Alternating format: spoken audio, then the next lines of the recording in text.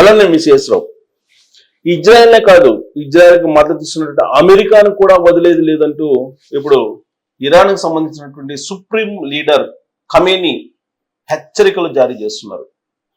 నిజంగా అంత బలం ఉందా అని అంటే ఆయనేమో 260 అడుగుల లోతులో ఉన్నట్టు బంకర్లో ఉన్నాడట ఖమేనీ.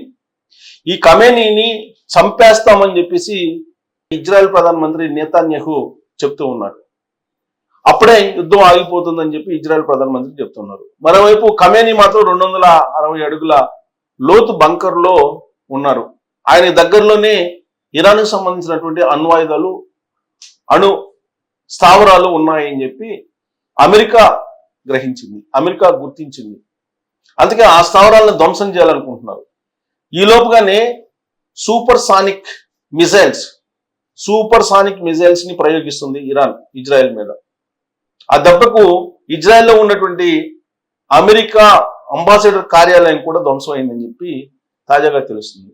ఇలాంటి పరిస్థితుల్లో అమెరికా సైన్యం డైరెక్ట్ గా యుద్ధానికి వస్తుందంటే, ఒకవేళ యుద్ధానికి వస్తే అమెరికాకి కూడా బుద్ధి చెప్తామని అంటుంది ఇరాన్ సుప్రీం లీడర్ ఖమేనీ చెప్తూ ఉన్నారు.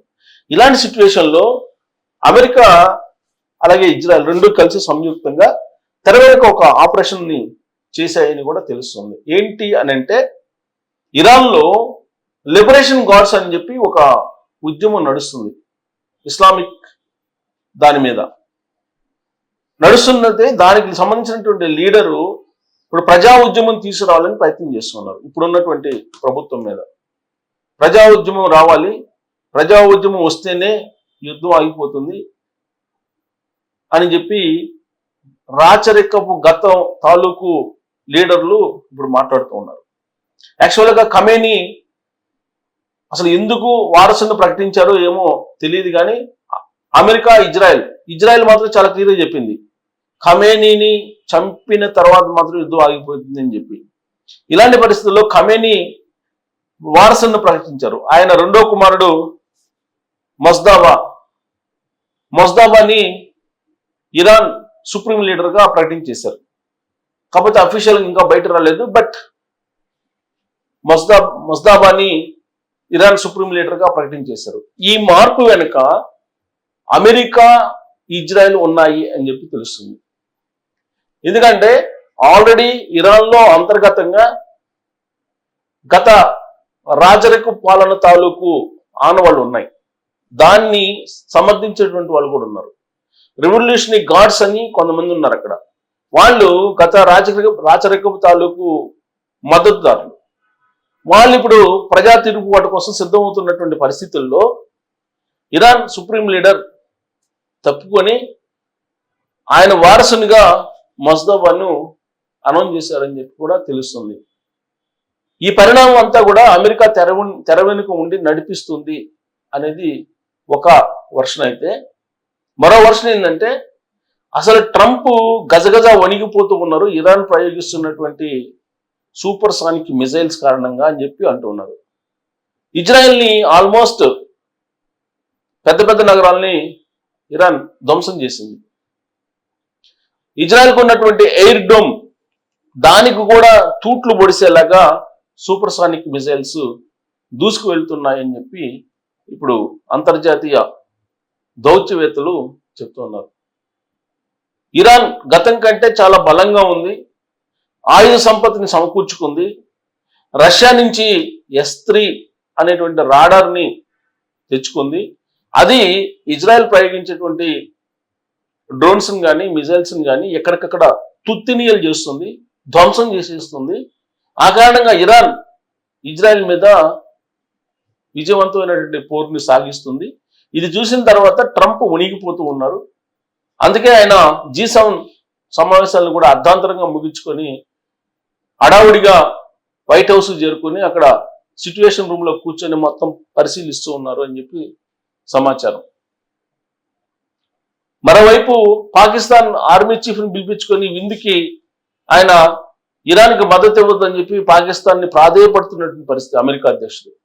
ప్రపంచ దేశాల్లో అగ్రరాజ్యం అమెరికా, అలాంటి అమెరికాకి అధ్యక్షుడు ట్రంప్. ఆయన ఇరాన్కి పాకిస్తాన్ మద్దతు ఇస్తుందేమో అనేటువంటి ఆందోళనతో ఆర్మీ చీఫ్ ని పిలిచి విందు ఇచ్చి రిక్వెస్ట్ చేసుకుంటున్నారు, మీరు మద్దతు ఇవ్వద్దని చెప్పి. ఇంతకంటే అమెరికాకి అవమానం మరొకటి ఉండదు. యుద్ధం జరుగుతున్నట్టు సమయంలో ఇజ్రాయెల్ అలాగే ఇరాన్కి, ఇజ్రాయెల్ నెక్స్ట్ టార్గెట్ అమెరికా అని చెప్తుంది ఇరాన్. ఇజ్రాయెల్ తర్వాత నెక్స్ట్ అమెరికా అని చెప్తుంది. ఇజ్రాయెల్ ఏం చెప్తుంది? ఇరాన్ తర్వాత నెక్స్ట్ పాకిస్తాన్ అని చెప్తుంది. పాకిస్తాన్ పూర్తిగా మద్దతు ఇస్తూ ఇరాన్కి ప్రకటించింది ఈ మధ్యకాలంలో. అలాగే టర్కీ మద్దతుగా ఉంది.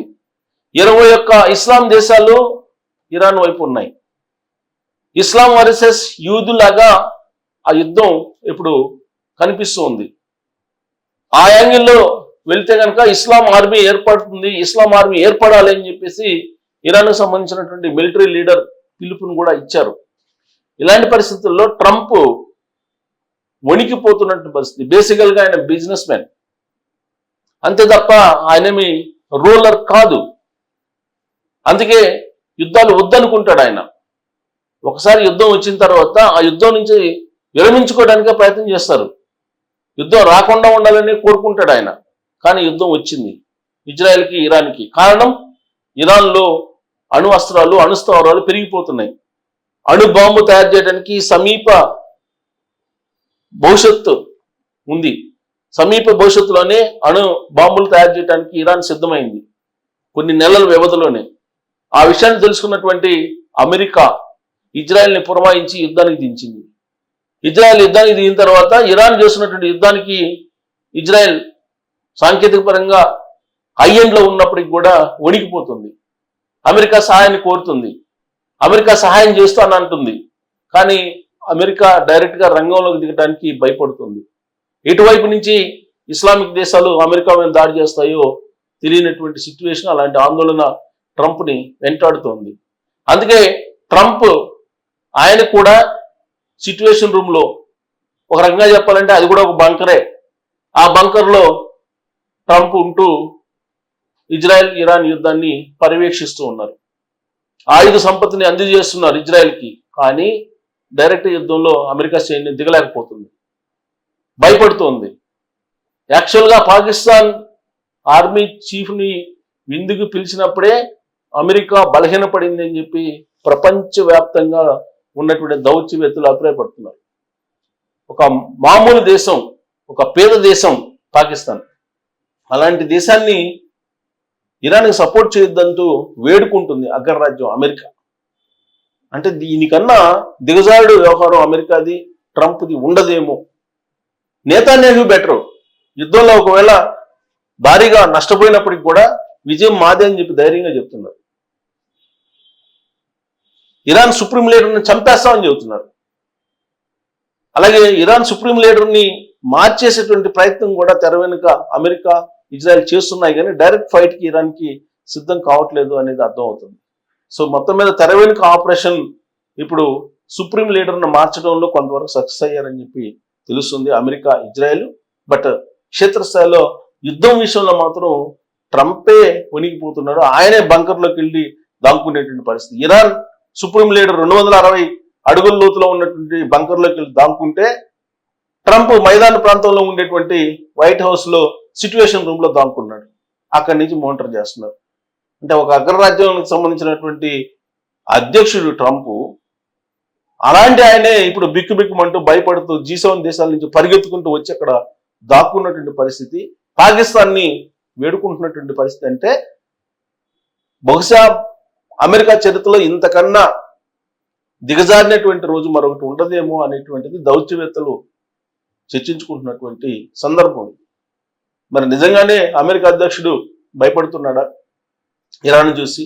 ఇస్లామిక్ ఆర్మీ ఏర్పడుతుందని చెప్పి భావిస్తున్నారా? అందుకే ఆయన పాకిస్తాన్ తోటి పిలిచి మాట్లాడుతున్నారా? బంకర్లో ఆయన కూడా దాక్కున్నాడా? ఈ ప్రచారం మొత్తం నిజమేనా? ట్రంప్ భయపడుతున్నట్టు కనిపిస్తుందా అనే దాని మీద మీరు కామెంట్ చేయొచ్చు.